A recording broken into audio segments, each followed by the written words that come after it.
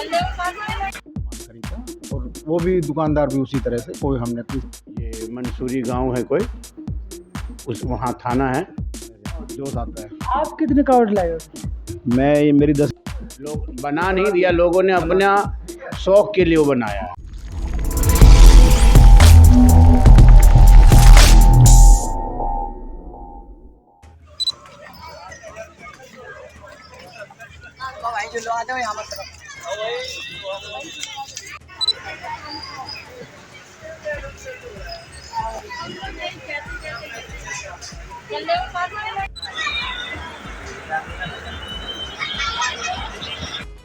नमस्कार, मैं विजय कुमार, आपका हमारे चैनल पर स्वागत है। मैं बैठा हूँ पश्चिम दिल्ली के जनकपुरी के अंदर, मंदिर के अंदर, और यहाँ पे तमाम कावड़िया बैठे हैं जो हरिद्वार से और उससे आगे भी जो गंगोत्री है वहाँ से कावड़ उठाते हैं और पूरा संघर्ष, मेहनत के साथ, जोश के साथ, पसीना बहाते हुए अपनी मंजिल तक पहुँचते हैं।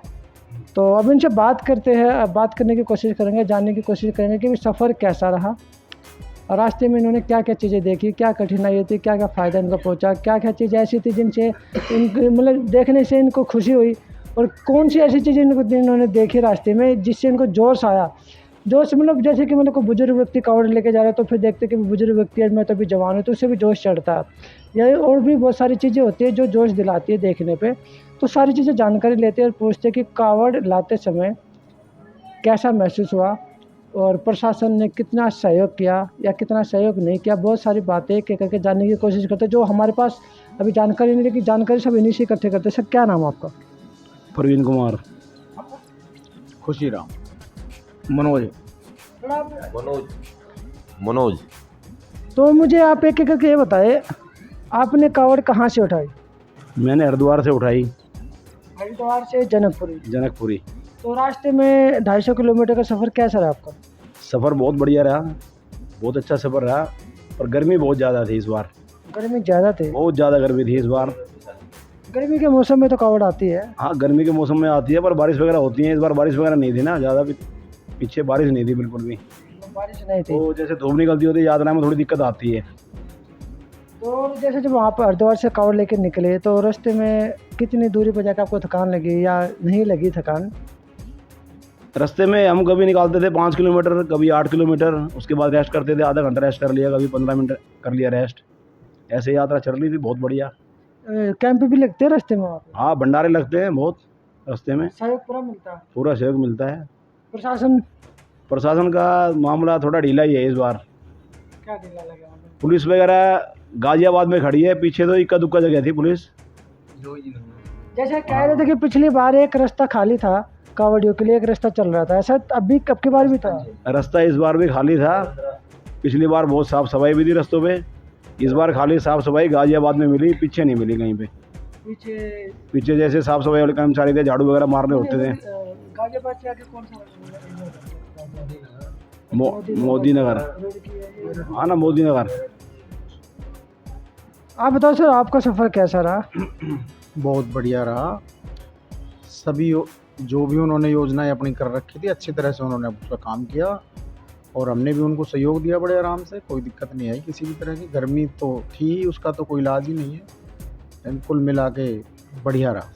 अच्छा, ये आप लोग ड्रेस भी पहनते हो, ये ड्रेस जैसे भगवा कलर जिसको बोलते हैं, ज़रूरी है कि यही पहने या कोई भी ड्रेस पहन के कावड़ उठा सकता है? कंपलसरी है कि अगर कावड़ लेके आते तो यही ड्रेस होनी चाहिए? नहीं, ऐसा कुछ तो नहीं है, लेकिन एक हमारी धर्म की कुछ मान्यताएं हैं, उस हिसाब से हम उस काम को करते हैं। अच्छा, इसमें क्या क्या नियम होते हैं? जैसे कावड़ उठाते हैं तो पूरे रास्ते में नियम क्या क्या अपनाने पड़ते हैं ताकि कावड़ जो शुद्ध घर तक पहुँचे?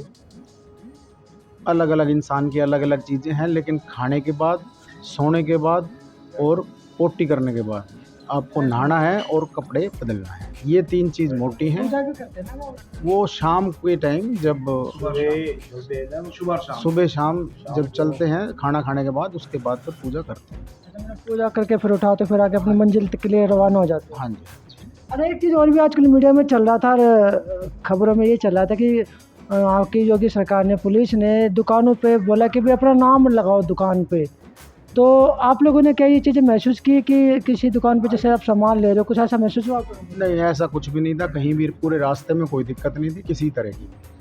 जो भी दुकानदार था, हमने कोई नाम नहीं पढ़ा, वो पैसे दिए, सामान खरीदा, और वो भी दुकानदार भी उसी तरह से, कोई हमने किसी की भी दुकान पे हमने कोई भेदभाव नहीं, सहयोग पूरा मिला। पूरा सहयोग मिला, उत्तरांचल सरकार से भी और यूपी सरकार से। कितने कावड़िया थे अब की बार हरिद्वार पहुँचे थे? बहुत ज़्यादा, इस बार बड़ी कावड़ बहुत ज़्यादा थी, और जो कंटे वाली जो कलश वाली कावड़ है वो बहुत ज़्यादा थी इस बार, और कुल मिला के बढ़िया यात्रा रही हमारी। आप कितने कावड़ ला चुके हो? 22-23 कावड़ हो गई है हमारी। 22-23? हाँ जी।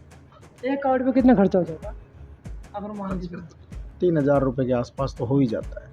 बाकी खाने पीना अगर आपका खर्चा नहीं, अपने सब कुछ मिला के करेंगे तो 3000 रुपये के आसपास हमारा खर्चा आता है। क्या नाम आपका? मनोज नाम है जी, जय बोलेगी। आपका सफ़र कैसा रहा? बहुत बढ़िया है जी, बहुत बढ़िया सफ़र रहा है, अभी तो कोई दिक्कत नहीं आई घर तक। प्रशासन का सहयोग दिल्ली में और यूपी में? सर यूपी में तो खैर बहुत बढ़िया रहा, उत्तराखंड सरकार भी बहुत बढ़िया रहा, पर दिल्ली हमारी थोड़ी सी परेशानी, हाँ जी परेशानी हुई लोगों को, काफ़ी लोगों को।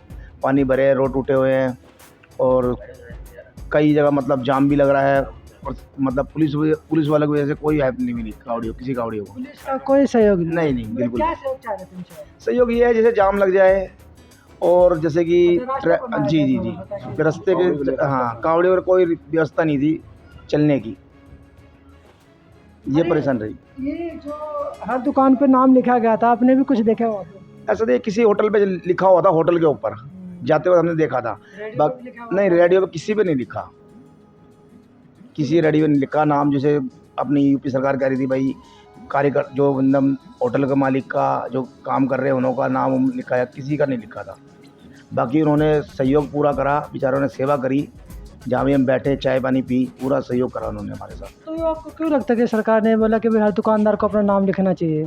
सर ऐसा है, कुछ ना मोमडन दुकान लगाते हैं, कुछ मतलब अपनी तरह से, मतलब हम तो चलो हम भाई भोले हैं, हमें क्या पता मतलब बंदा किस हिसाब से क्या सफाई कर रहा है, क्या नहीं रख रहा, क्या खिला रहा है, क्या पिला रहा है।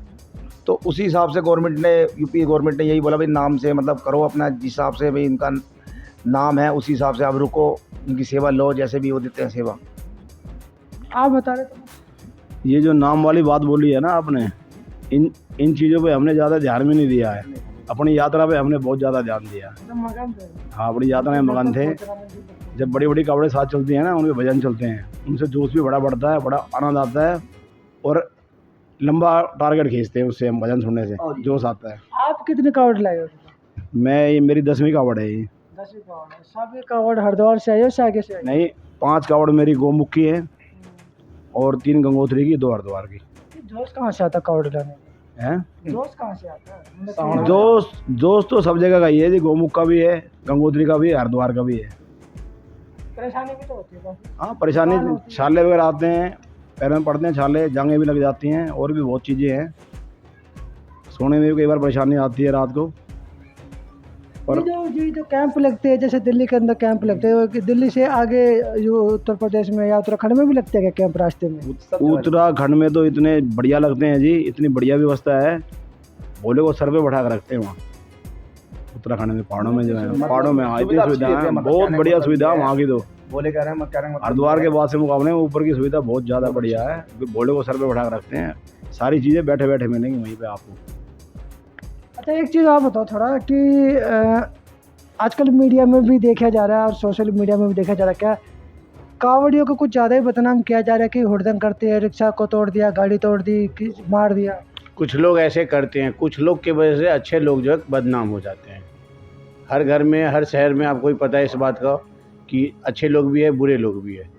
तो उसी तरह से जो नशेड़ी लोग जो होते हैं कांवड़ में शामिल हो जाते हैं, फ्री के खाने पीने के चक्कर में, और नशा करके चलते हैं और चोरियां भी करते हैं, किसी का फ़ोन चुराते हैं, किसी का मोबाइल, ये चप्पल चुराते हैं, किसी का सामान उठाते हैं, और बहुत जगह ऐसा करते हैं। तो कैंप में ही होता होगा ना? कैंप में चलते समय नहीं होता है, जहाँ पे सीवर लगे होते हैं वहाँ पे होता है ये। तो वहाँ पे जो सीवर लगाता हो तो कोई ध्यान नहीं रखते लोग आप लोगों का? रखते हैं, लेकिन वो लोग तो अपना सेवा में लगे रहते हैं, वो किस किस का ध्यान रखेंगे? किस किस का ध्यान रखेंगे? इतने लोग होते हैं, वो लोग सोचते हैं कि कोई भूखा ना चला जाए, किसी को कोई कमी ना हो जाए, वो तो ये सोच के सेवा करते हैं।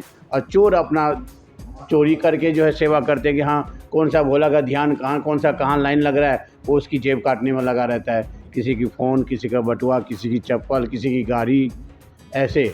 और आपने अगर किसी ने ये बात नहीं कहा, मैं एक बात बोलना चाहता हूँ आपको, अगर आप न्यूज़ अगर अच्छे से रिपोर्टर करते हो तो एक ये बात मेरी ध्यान से सुनना, इस बार ख़ास तौर पे कह रहा हूँ।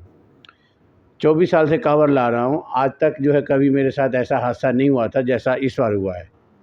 हम 2 कांवड़िया 5 जने थे, 3 पीछे थे, 2 हम आगे थे, जो कि अपना बिल्कुल अपने साइड में चल रहे थे। लेफ़्ट साइड होता है ना हमारा, एक जो हम रोड पे चलते हैं तो लेफ़्ट साइड होता है, जो कि लेफ़्ट साइड छोड़ के हम राइट साइड में हम बिल्कुल किनारे में चल रहे थे। बुलेट वाला ने पीछे से आया, उस साइड से लेफ़्ट साइड से राइट साइड में आके इतनी बुरी तरीके से उड़ाया, टक्कर मारा मेरे को, जो मेरा ये पूरा पैर जो है पूरा मांस फटा हुआ है। 2 दिन हॉस्पिटल में भर्ती रहा हूँ। ठीक है, ये मुजफ्फरनगर, ये मंसूरी गांव है कोई, उस वहाँ थाना है, वहाँ पे हुआ है।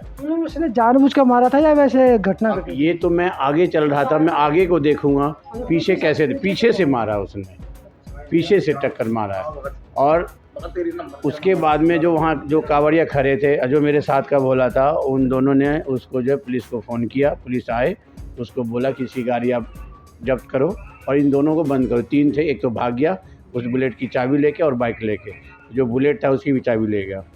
मैं सबसे कहूँगा आपसे कि जितने भी कांवड़िया है, जितने भी मतलब यूपी सरकार है, गाड़ी वालों को कांवड़ ले रहे हो चाहे कैसा भी हो, एक रोड पे रखे, और जितने कांवड़िया होते उनको एक रोड पे रखे, गाड़ी वाले को बीच में ना आने दें।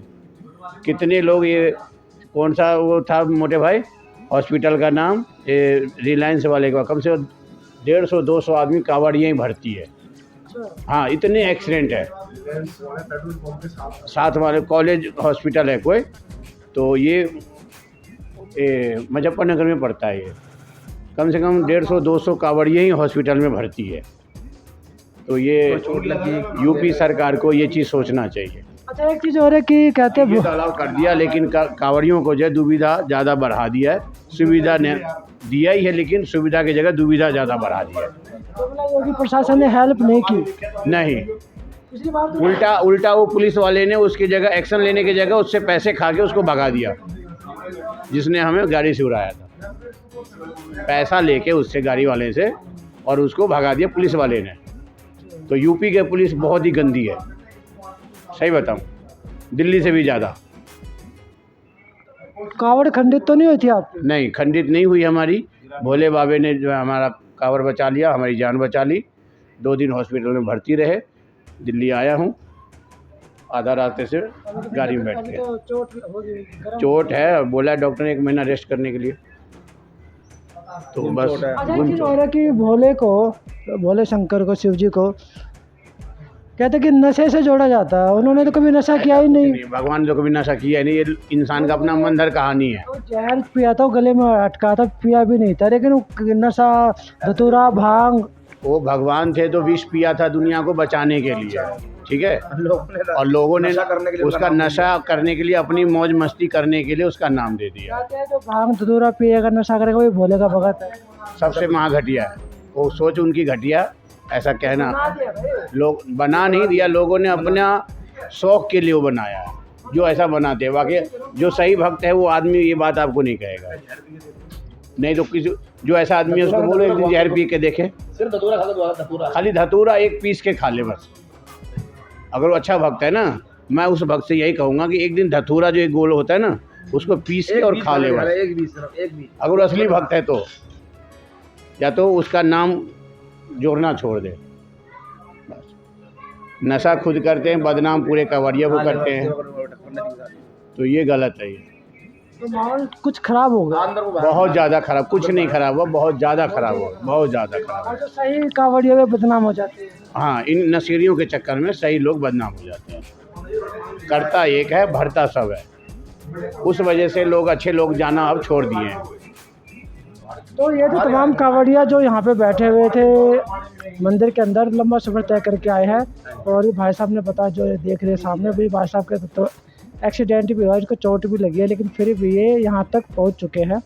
तो कल जो है 2 तारीख को 2 अगस्त को 2024 को ये जल शिवलिंग पे चढ़ा देंगे और इनकी यात्रा कल कंप्लीट मानी जाएगी। जल चढ़ाने के बाद उसके बाद तो 2, 4, 6 हफ्ता भर जो भी जिसकी श्रद्धा है आराम करेगा, रेस्ट करेगा। उसके बाद फिर अपने वही रूटीन जो काम का होता है। तो मैं विजय कुमार पुनिया, मुझे दीजिए इजाज़त। धन्यवाद।